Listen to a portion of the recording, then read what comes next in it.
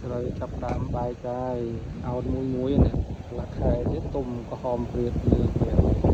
ថ្ងៃហ្នឹងនៅជប៉ុនព្យុះហ៎បងប្អូន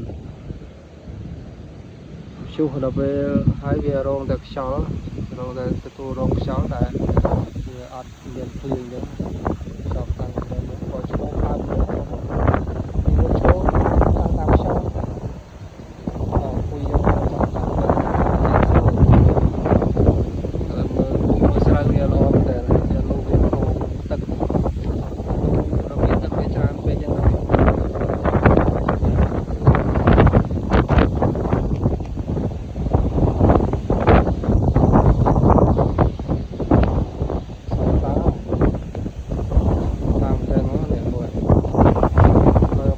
ឈោចង់ប៉ៅ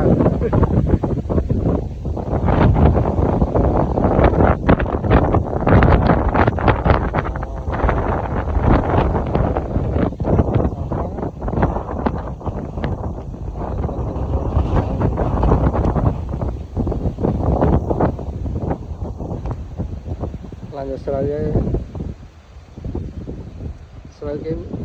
តាមពិតរដូវធ្វើស្រែនៅជប៉ុនដូចទៅនៅខ្មែរដែរនោះចាប់ផ្ដើមធ្វើខែ6ដូចគ្នា